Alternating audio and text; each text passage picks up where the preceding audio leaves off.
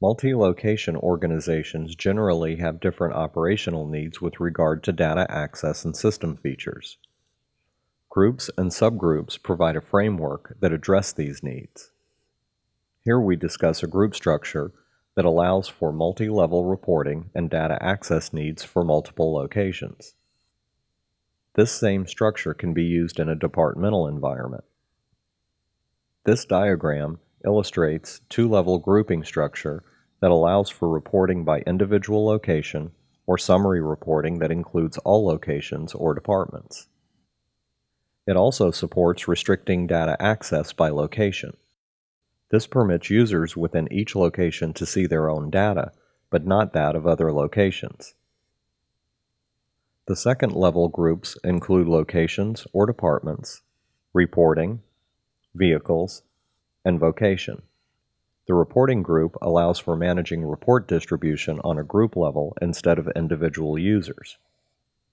As in the previous examples, the vehicles group allows for managing rules by group instead of individual vehicle. The vocation group allows for reporting by vehicle purpose or use. Within these second-level groups, as in the previous example, subgroups are established. For example, within the vehicles group, subgroups for vehicle classes such as light truck, cargo van, and passenger car are created. The reports group includes subgroups for the various levels of reporting according to organizational requirements. Examples of these subgroups include management, office or department, accounting, and/or human resources. As in the small fleet example, vocation includes vehicle usage such as operations or expense, and operations or revenue. In this example, subgroups can be taken a step further to limit staff members on the office or departmental level. Here we create another level inside the office or department groups. These groups are called staff. In this example, branch or office managers are assigned to the South Office or the North Office groups. The individual staff members are assigned to a down-level group called staff. This structure allows for separate data access levels as well as administration of user clearances for the managers and the staff of each office or department. This same approach can be taken with other groups. For example, the subgroup light truck can include additional subgroups of Ford, GM, and Dodge to allow for further granularity in reporting. By adding these additional subgroups, reports such as fuel usage report can be run by vehicle manufacturer to compare operating costs.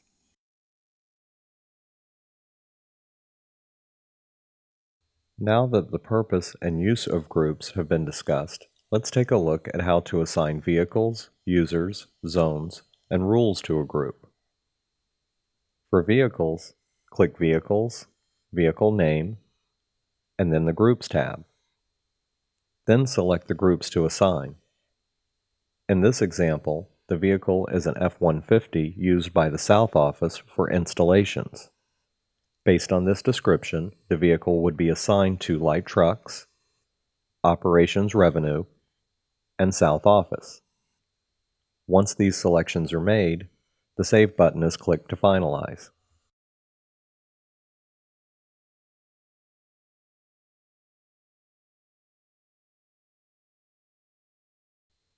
To assign users to a group, open a user by clicking Administration, Users, and a user name. Then select the group or groups to assign to the Data Scope field. To assign reporting permissions, select the groups from the Additionally Allow Reporting by These Groups menu. Once selections are made, click the Save button located near the top of the window on the left. Exception rules are assigned to groups by opening a rule. This allows for assigning rules within different specifications to different groups. To assign a group to a rule, click Rules and Groups, Rules, Then select the rule name. Once the rule is open, select the groups to assign from the Groups menu. Once all selections are made, click the Save button located near the top of the window.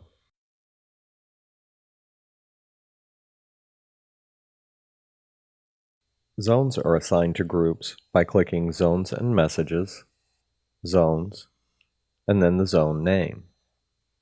Once the zone window is open, groups are assigned by selecting Groups from the Group menu.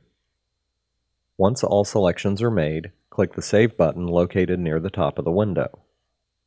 The primary benefit of assigning zones to groups is to restrict display of zones to other group members. It also provides additional options for reporting. Groups can be used to display only member vehicles, zones, and corresponding rule exceptions on the live map. This can be accomplished two ways.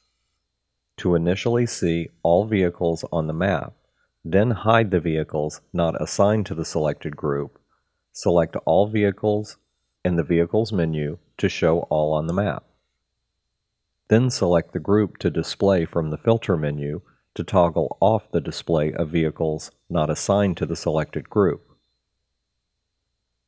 The second method is to select the group to display from the Filter menu, then select all from the Vehicle menu.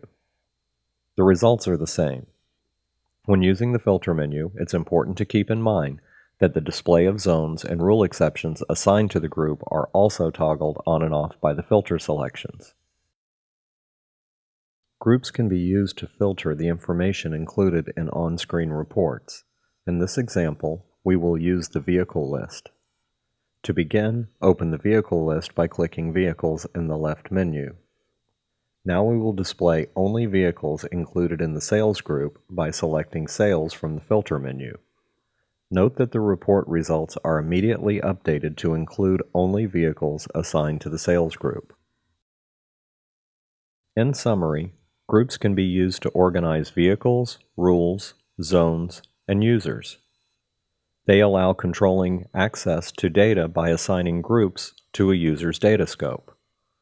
By assigning data scope, users can access system features, but only see the information associated with their assigned group. On the live map, groups can be used to display selected vehicles. They can also be used to target report distribution.